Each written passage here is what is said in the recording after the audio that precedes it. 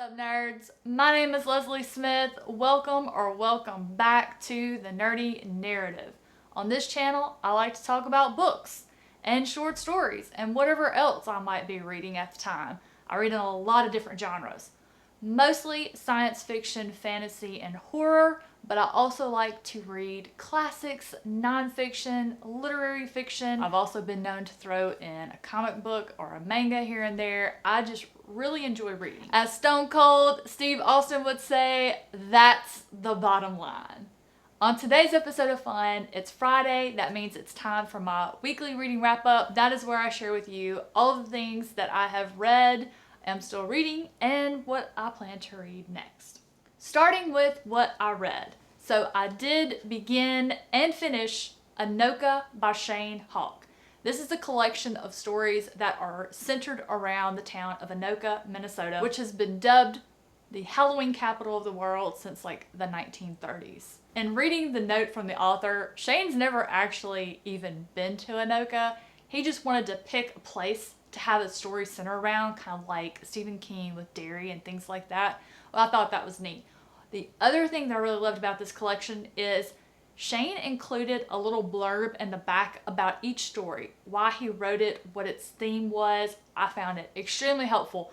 While I did get most of it from reading the stories, there were a couple that I didn't connect to it and catch that meaning. So I thought that was a really nice touch to include that. I loved it. I love knowing what the author's intent was for their written work. To me, it just adds to my enjoyment, the overall reading experience, because sometimes I connect with that theme, sometimes I miss it, and that makes me want to go back and reread it and enjoy it all over again. I really enjoyed my time spent reading this collection of indigenous horror stories. In full transparency, there was one story I couldn't finish. And it started off with a guy having a nightmare about a certain 8-legged creature that I couldn't. It was so descriptive, so graphic, so real. I knew I was gonna have bad dreams just from the part I did read. So I was like, you know what? I can't do it. I couldn't do it. I don't even think I got past halfway through the second page. So I can't speak for how good that story was, but for the rest of the collection, I really enjoyed it. And next up is The Last Shimmer by Sage Hyatt. This story was written by Sage when she was 10 years old. Now, keeping in mind her age, let me just drop this on you. This is a multi-POV story. I was floored by it.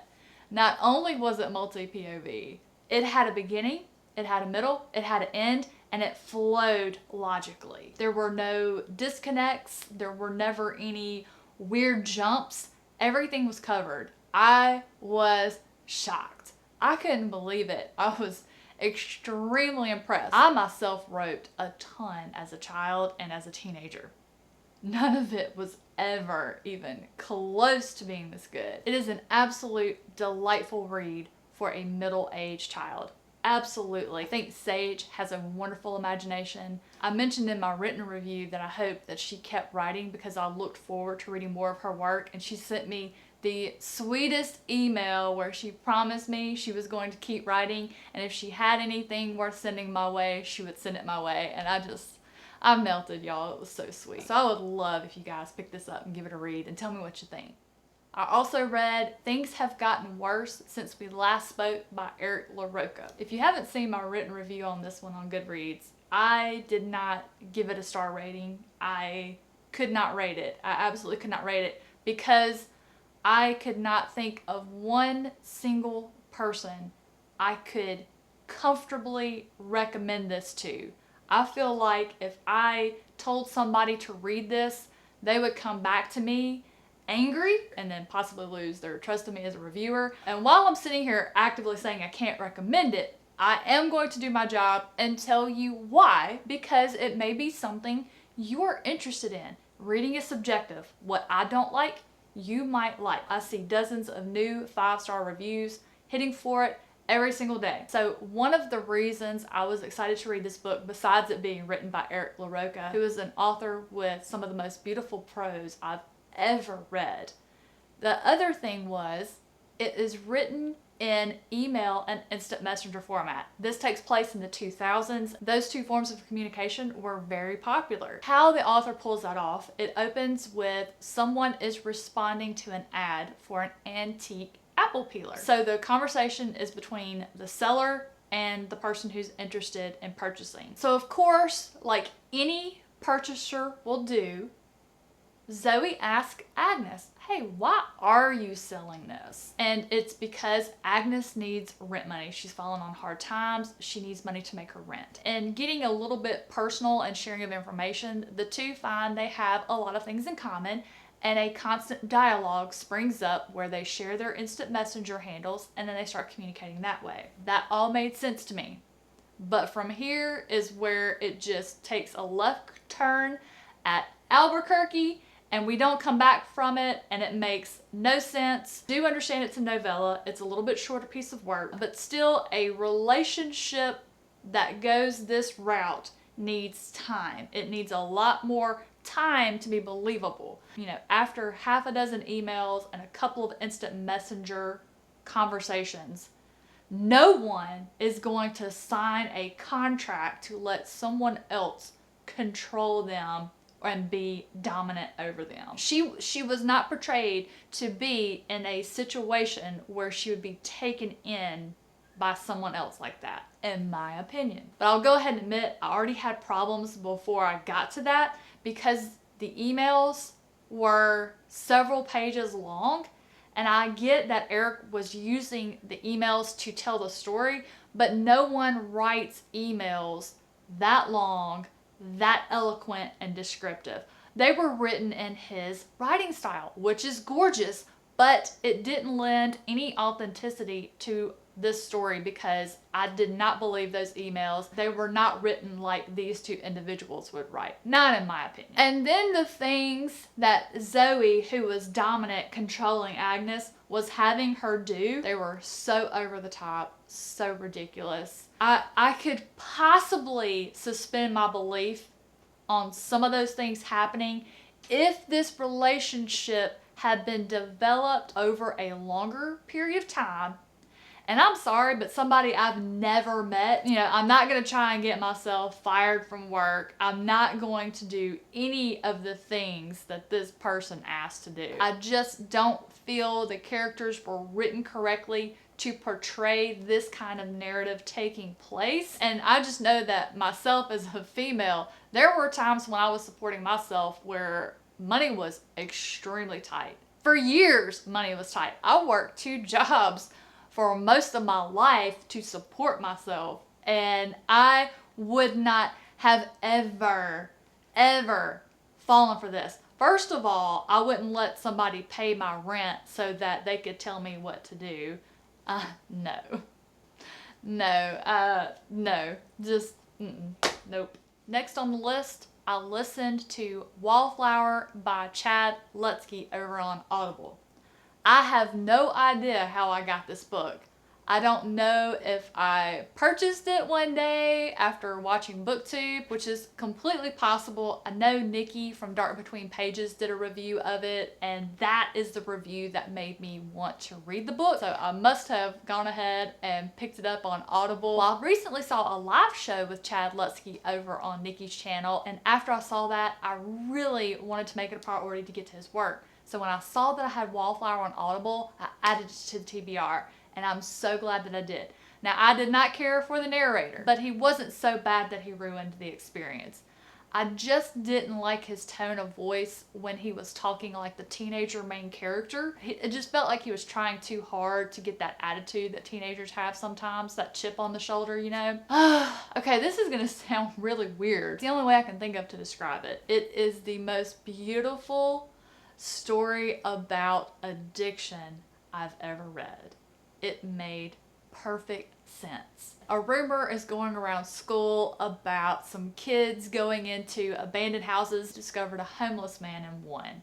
So the main character and his buddies decide they're gonna go over there. So they go, they discover the guy, and it is quite obvious that he is hiring a bird's ass on something. Even after they leave, the main character thinks to himself, what would make a man give up his whole life for a drug, for that high? What could possibly have happened to cause someone to choose that lifestyle? You know, he makes all these judgments. The guy must be slow. He's not smart. He was a criminal. Just all of these things, all of these assumptions he made. And of course, the main character would never fall for that. There's no way that he could try this drug one time and totally give up his entire life for it. And he just thinks about it, and he thinks about it. He researches it. He's determined that the drug is heroin.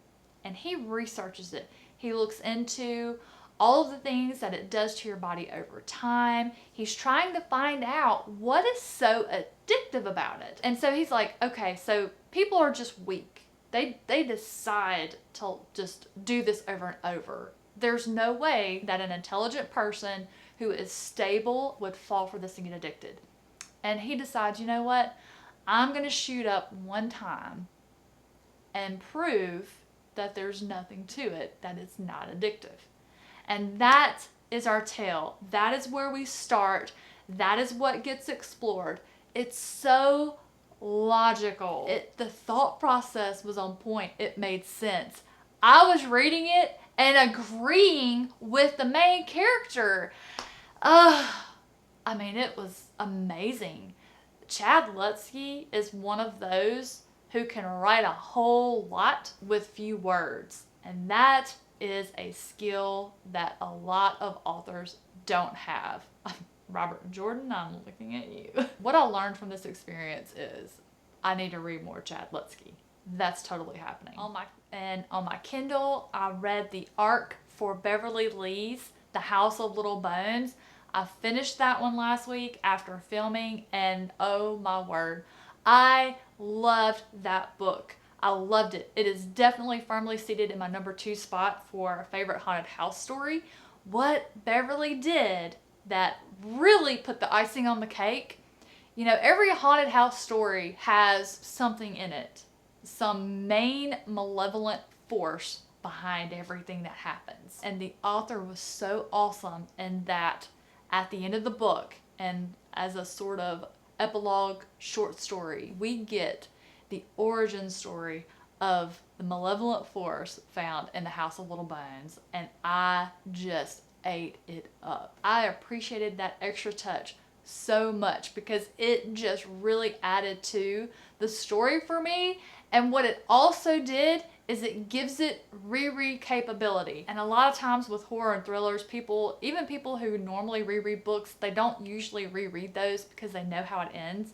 But to me, when I get an origin story or a prequel that comes out later, it makes me want to go back and read the first place where I started and see if it changes. And it does give you a different viewpoint for the story. So 100%, that gave it reread capability for me. I loved it. I thought it was wonderful. It was a very fast read, very enjoyable, and the cover is outstanding. I believe this is my favorite horror book cover of the year so far for 2021. So The House of Little Bones comes out on September 21st, so that would be perfect timing to add it to your October TBRs.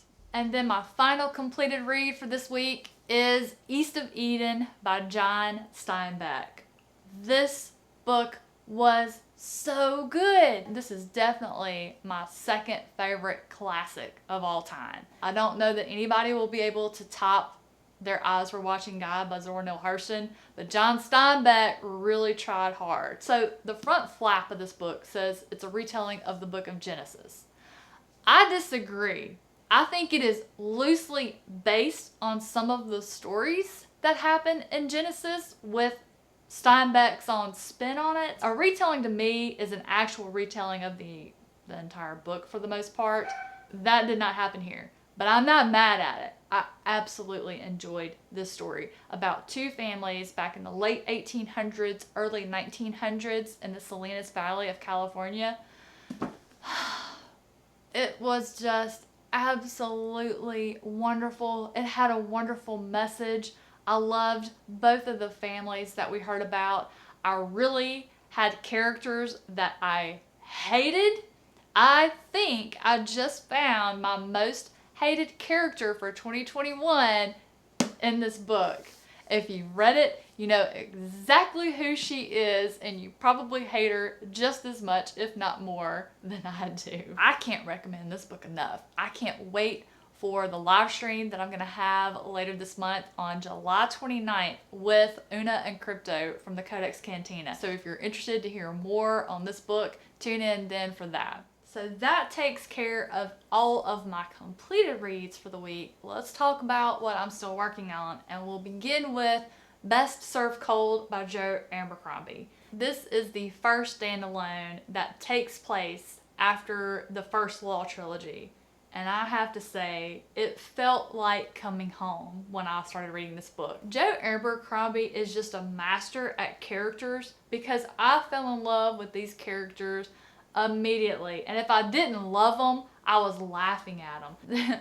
There are so many hijinks and hilarious moments that have happened so far. I think I'm only about halfway into it right now.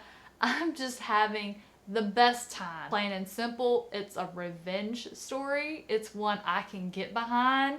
There are some definitely bad things that happen and that characters do, so it does live up to its grim darkiness that seems to surround Joe Abercrombie. 100% enjoying it immensely. And of course, my boy Stephen Pacey has done the audiobook for this one as well, so I've been enjoying listening to him read it to me as I read along with him. I have also started my next short story collection of Gothic tales, and that would be Nocturne by H.B. Diaz.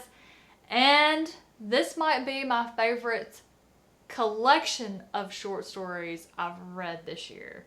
I'm not even all the way done. I think I'm only halfway through the stories, but they're so good. And what's crazy, they're all written by the same person, but they're written in different styles. I love that. I love it. So far, my favorite is The Malady of Mrs. Monroe. I just don't know that I've read a short story that short that had my heart rate just maxed out.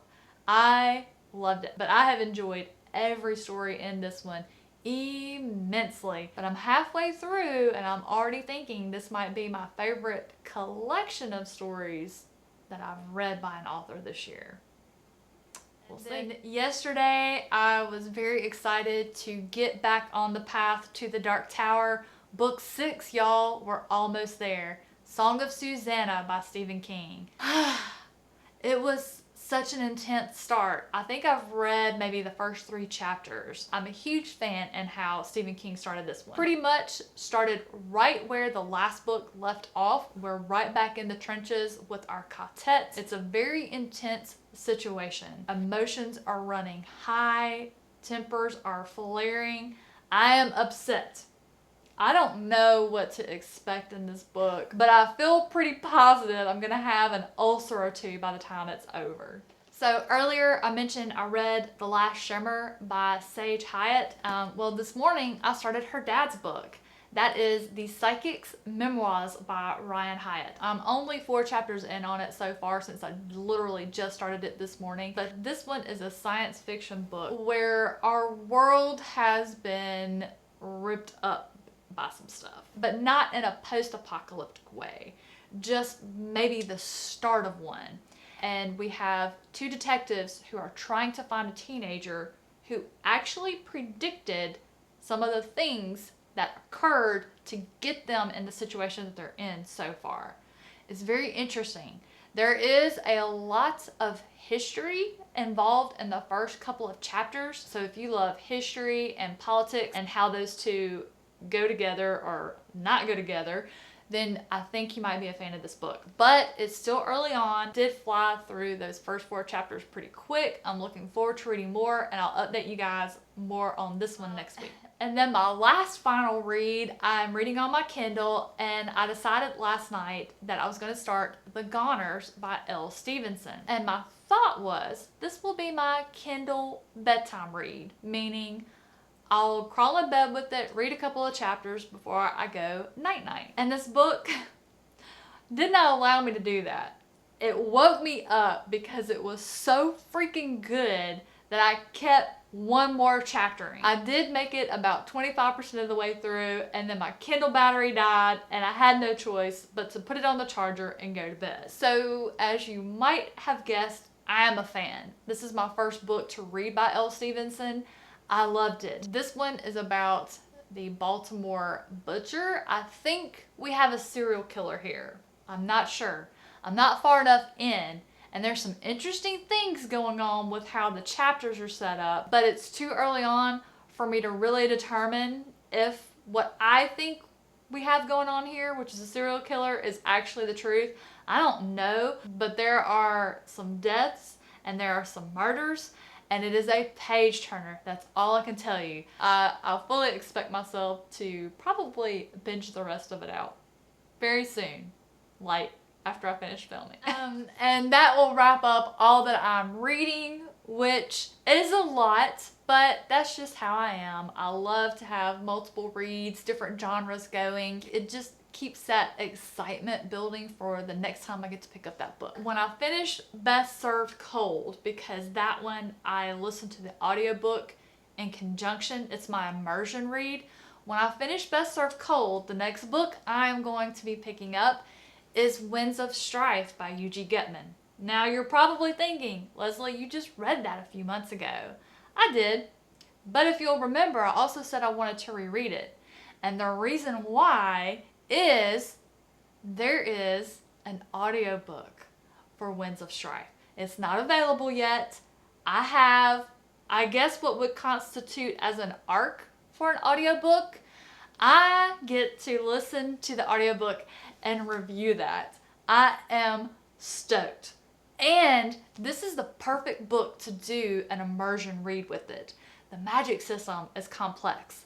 The characters are complex and in depth, and I cannot wait. I can't wait. I did listen to a little bit yesterday just to make sure it played correctly, since it didn't come from Audible or Libby or something like that.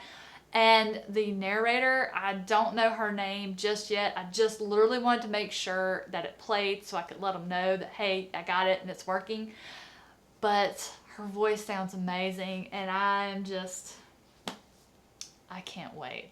And then when I have another spot free up, my next read is going to be A Plague of Giants by Kevin Hearn. This was my patron pick for this month. It was picked by my patron, Jennifer M. I'm really excited. Kevin Hearn is an author that has been on my list to read and to try. I know that the first two books in this trilogy are out already. Kevin Hearn is working on the third. We might get that first part of next year. So perfect timing to get into this book. I've actually seen it mentioned here and there recently. I never heard about this book until Jennifer picked it for me, and then I started seeing other people mentioning it. So I am thrilled to get to this one. And guys, that will do it. That is everything I read, what I am still reading, and what I plan to read next. Guys, what did you read this week? What did you enjoy the most? Did you have one that maybe didn't quite work for you, like things have gotten worse since we last spoke? Sometimes that happens, but I also have to remind myself, reading is subjective. Just because I didn't like it doesn't mean that some of you might not want to give it a shot.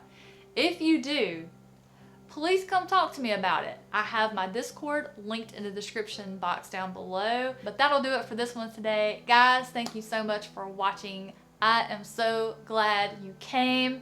I hope you have had a wonderful start to your day. I hope the rest of your day and your weekend is absolutely fantastic. I'll see you in the next one.